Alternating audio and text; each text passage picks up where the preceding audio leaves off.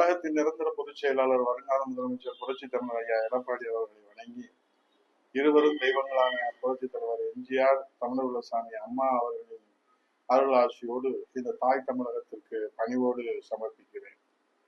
வெறும் வசீகரத்தை மட்டும் மூலதனமாக்கி முதல்வர் அரியணையிலே அமர்ந்திருக்கின்ற விஜய் அவர்களோடு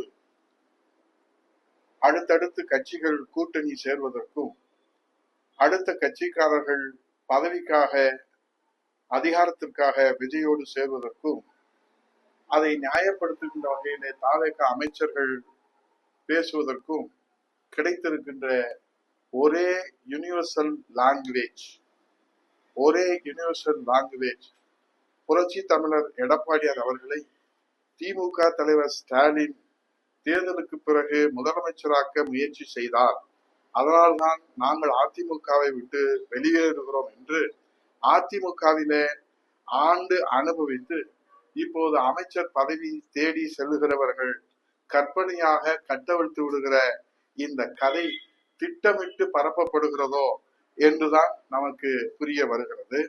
அதோடு திமுகவிலிருந்து வெளியேறி இருக்கிற கூட்டணி கட்சிகள் கூறுகிற காரணமும் முழுக்க முழுக்க கற்பனை கலந்த கட்டுக்கதையாக அதே யூனிவர்சல் லாங்குவேஜை தான் திரும்ப திரும்ப அவர்கள் சொல்லி, அதிகாரத்திற்காக அமைச்சர் பதவிக்காக நாங்கள் தாவேகாவுடன் போகவில்லை என்று தாவேகாவின் புதிய உறவிற்கு நியாயம் கற்பிப்பதற்காக அவர்கள் கூறி வருவது, அதுவும் திட்டமிட்டு பரப்பப்படுவதாக நமக்கு தெரிகிறது.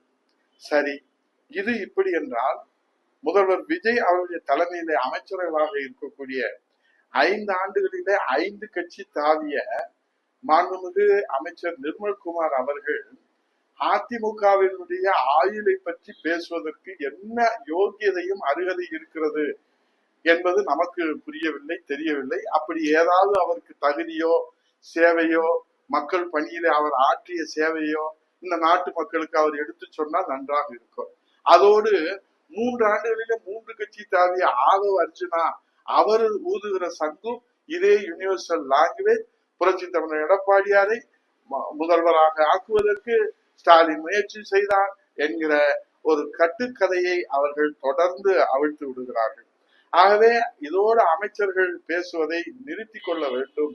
ஏனென்று சொன்னால் கோடிக்கணக்கான தொண்டர்களுடைய அண்ணா திராவிட முன்னேற்ற கழகத்தின் நம்பகத்தன்மையை, செல்வாக்கை, மக்கள் நன்மதிப்பை, 50 ஆண்டு காலம் செய்த சேவையை பின்னடைவு ஏற்படுத்துகின்ற வகையிலே அதிமுகவின் ஆயுளை நிர்ணயிப்பதற்கு தாவேகாவினுடைய அடிமுடிகளுக்கு, அறவேக்காடு அமைச்சர்களுக்கு என்ன அதிகாரம் இருக்கிறது என்பதை மட்டும் இந்த நாட்டு மக்களுக்கு தெளிவுபடுத்த வேண்டும் என்று கேட்கிறேன்.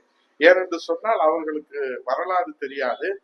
4.5 ஆண்டு காலம் முதலமைச்சராக இருந்த போதும் சரி, 5 ஆண்டு காலம் எதிர்கட்சி தலைவராக இருந்த போதும் சரி, புரட்சி தமிழர் ஐயா எடப்பாடியார் அவர்கள் திமுக தலைவர் ஸ்டாலினை பார்த்து பல்லிழிக்கிற வேலையும், பல்லை காட்டுகிற வேலையும், பல்லாக்கு தூக்குகிற வேலையும் எந்த நேரத்திலும், எந்த வடிவத்திலும், எந்த உருவத்திலும் இருக்கக்கூடாது என்பதிலே அம்மாவர்களைப் போல உறுதியாக இருந்தவர் என்பதற்கு பல சான்றுகள் இருந்தாலும் ஒரே ஒரு சான்று மட்டும் நான் இந்த நாட்டு மக்களுக்கு தெளிவுபடுத்த விரும்புகிறேன்.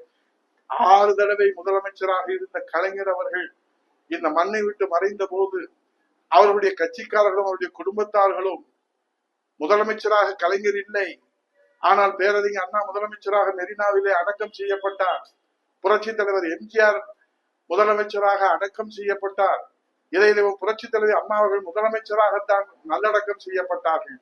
ஆனால் அந்த இடத்திலே ஒரு முன்னாள் முதலமைச்சருக்கு இடம் வேண்டும் என்று திமுக கட்சிக்காரர்களும் பெரியவர்களும் ஏன் நீதிமன்றத்திற்கே அவர்கள் சென்று அவர்கள் கோரிக்கை வைத்தார்கள். எடப்பாடியார் அவர்கள் தொடர்ந்து என் மனம் இடம் கொடுக்கவில்லை, அம்மா அவர்கள் மீது பொய் வழக்கு தொடுத்து அம்மா அவர்களுடைய மரணத்திற்கே காரணமாக இருந்தவர்களுக்கு இடம் கொடுப்பதற்கு என் மனம் இடம் கொடுக்கவில்லை என்று சொன்ன மன உறுதிக்கு இரும்பு மனிதனாக இருந்து தன்மானத்தை காத்த சன்மான சிங்கமாக புரட்சி தலைவர் எடப்பாடியார் அவர்கள் ஒரு உண்மை ரகசியத்தை நான் போட்டு உடைக்கிறேன். அந்த இடம் கொடுப்பதற்கு நீதிமன்றம் உத்தரவிட்ட பிறகு அந்த கோப்பு முதலமைச்சர்களுக்கு வருகிற போது முதலமைச்சர் தான் அந்த கோப்பிலே கையெழுத்திட வேண்டும். ஆனால் என் மனசாட்சி இடம் கொடுக்கவில்லை.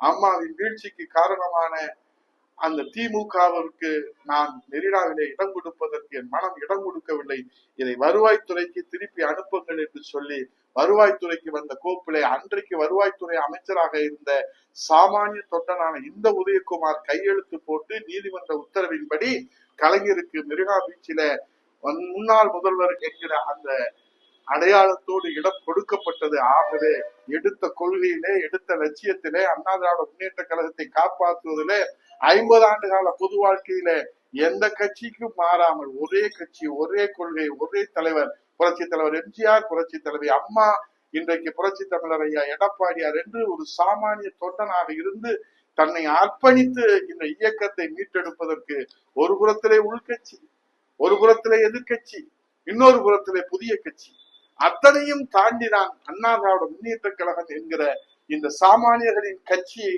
தலைமை தாங்கி வழிநடத்தி கொண்டிருக்கிறார் புரட்சி தமிழர் எடப்பாடியார் என்கிற அந்த சாமானியர். ஆகவே அந்த சாமானியர் மீது ஆதாரம் இல்லாமல் அவதூறுகளை கட்டவிழ்த்து விடாதீர்கள்.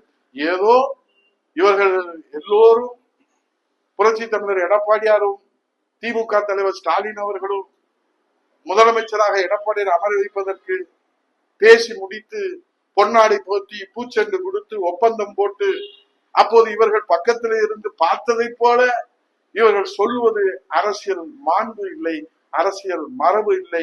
ஆகவே தாவேக்காவில அறவேக்காடு அமைச்சர்களே, இனியும் நீங்கள் ஆள் பிடிக்கிற வேலையை நியாயப்படுத்துவதற்காக இது போன்று முதலமைச்சராக எடப்பாடியாரை திமுக ஆதரவு தர இன்றைக்கு நடவடிக்கை எடுத்தது என்ற கற்பனை கதைகளை கட்டவிழ்த்து விடுவதை நீங்கள் நிறுத்திக் கொள்ள வேண்டும் என்று தாவேக்கா அறவேக்காடு அமைச்சர்களுக்கு எச்சரிக்கை விடுகிறேன்.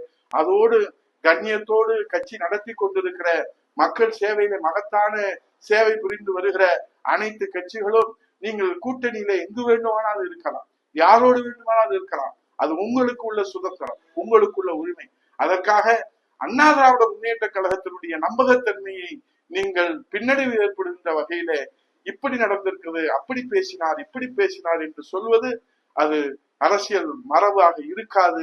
அரசியல் மரபு மீறல் என்பதை பணிவோடு தெரிவித்து விசுவாசத்தோடு சொல்லுகிறேன், எச்சரிக்கையோடு சொல்லுகிறேன். அண்ணா திராவிட முன்னேற்ற கழகம் இந்த தாய் தமிழ்நாட்டு மக்களுக்காக பிறந்த இயக்கம், அதிகாரத்திற்காக பிறந்தது அல்ல. அண்ணா திராவிட முன்னேற்ற கழகம் இந்த தாய் தமிழ்நாட்டில் இருக்கிற ஏழை எளிய சாமானிய மக்களுக்காக பிறந்த இயக்கம். இந்த இயக்கத்தை பின்னடைவு ஏற்படுத்துவதாக பொதுச் செயலாளர் புரட்சி தமிழர் எடப்பாடியார் மீது அவதூறுகளை ஆதாரம் இல்லாமல் அள்ளித்தளிக்க வேண்டாம் என்று உங்கள் பாதம் பணிந்து பணிவோடு வணங்கி கேட்டு ஒரு சாமானிய தொண்டனின் குமரலாக இதை உங்கள் முன்னால் வைத்து தமிழ்நாட்டு மக்கள் முன்னால் வைத்து விடைபெறுகிறேன். நன்றி, வணக்கம்.